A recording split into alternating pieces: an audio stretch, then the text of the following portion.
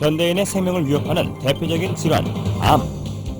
현대의학의 3대 암 치료법은 외과적 수술과 항암제 및 방사선 치료.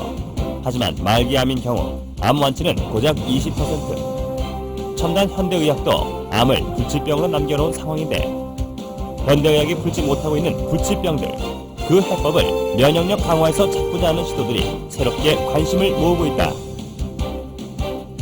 이런 가운데 산학연 협동의 면역 연구 개발은 경쟁력 있는 결실을 연이어 내놓고 있는데 과감한 투자와 지속적인 연구로 부작용 없는 면역 치료에 도전하는 우리 의료계의 변화.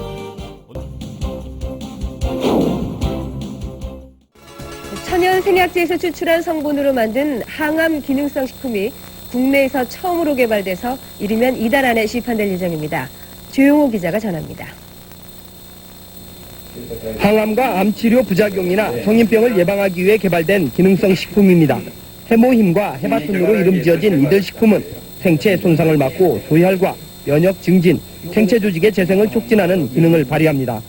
이러한 효능을 입증하기 위해 쥐에게 암세포를 투여해봤습니다. 암세포가 계속 전이되는 왼쪽 쥐와는 달리 기능성 식품을 투여한 오른쪽 쥐에서는 암세포 억제 효과가 나타났습니다. 이번에 개발된 이 두 기능성 식품은 해바라기와 당귀 등 우리의 전통 한약재에서 그 성분을 추출했습니다. 생명공학과 방사선 기술로 천연생약제를 조합해 새로운 복합 물질을 만드는 방식을 썼습니다.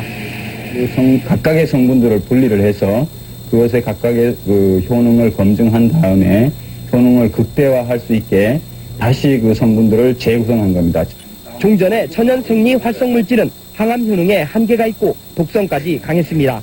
하지만 이번에 개발된 항암 기능성 식품은 여러 성분을 조합해 효능을 높이고 독성은 없앴습니다. 이들 항암 기능성 식품은 원자력 병원 등에서의 임상시험과 병행해 이번 달 안에 시판될 예정입니다. KBS 뉴스 조용호입니다. 환자의 면역력을 탁월하게 높여주는 새로운 생약 복합제가 국내 연구진에 의해 개발됐습니다. 임상시험 결과 백혈구 회복을 높여주고 암치료 부작용도 크게 없애주는 것으로 나타났습니다. 최성원 기자가 소개합니다. 생약을 섞어서 만든 해모임이란 생약물질입니다.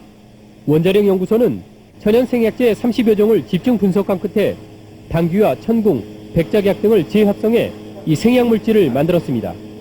이들 생약제에는 면역을 활성화시키고 조혈장애를 없애는 황산화물이 있는데 연구팀은 이 성분들을 재구성하는 방법으로 면역 증강물질을 개발했습니다. 원자력병원에서 임상시험을 한 결과 새 생약물질은 암 환자들의 면역력을 크게 높이는 것으로 나타났습니다. 유방암과 자궁암 환자 각각 12명에게 새 생약물질을 복용시켰더니 모두 회복 속도가 60% 정도 빨라졌습니다. 특히 이 생약 복합제는 암치료에 따른 염증이나 구토 같은 부작용을 크게 줄일 수 있는 것으로 나타났습니다. 암 환자들은 치료를 받으면서 기력이 떨어져 문제가 됐지만 생약 복합제를 복용한 환자의 80%가량이 기력 회복에 큰 도움이 됐다고 답했습니다. 해모힘을 먹은 환자들은 전신 무력감이 많이 없어져서 더 약을 요구하는 환자들이 많았습니다. 연구팀은 이 물질에 대한 2, 3차 임상시험을 거쳐 신약 개발에 나설 계획입니다. KBS 뉴스 최성원입니다. 한국원자력연구소가 정부 출연 연구기관으로서는 처음으로 기술 출자를 통한 벤처기업을 설립했습니다.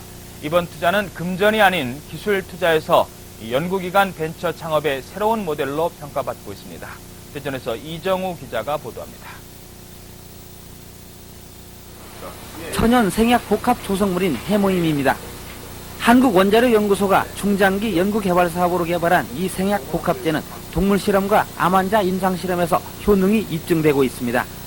이 물질은 임상 실험 결과 면역세포 회복 증진과 염증 등의 부작용 억제 효과가 뛰어나고 방사성 치료에 의한 암 발생 억제 효과도 60% 이상 높은 것으로 확인됐습니다. 암 환자 치료 시에 보조제로 활용할 수 있는 것뿐만 아니라 성인병이나 만성질환 환자들에서 면역 조절 기능 회복에 아주 잘 활용될 수 있을 거로 생각이 됩니다. 이 연구 성과물이 기술 출자 형태로 산업체에 이전돼 벤처기업으로 다시 태어났습니다. 이번 기술 출자는 한국원자력연구소가 직접 벤처기업에 공동으로 참여하는 방식으로 그동안의 단순한 기술 이전과는 다릅니다.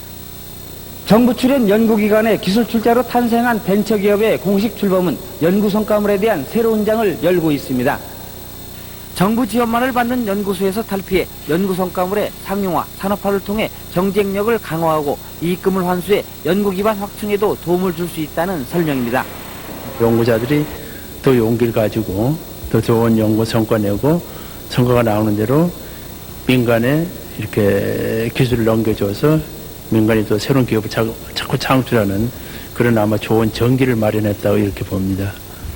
기술투자 벤처기업은 금전 등 실물 자산이 아닌 특허와 실용신안 등 기술 투자로 이루어지기 때문에 연구기관 벤처 창업의 새로운 모델로 평가받고 있습니다. YTN 이정우입니다.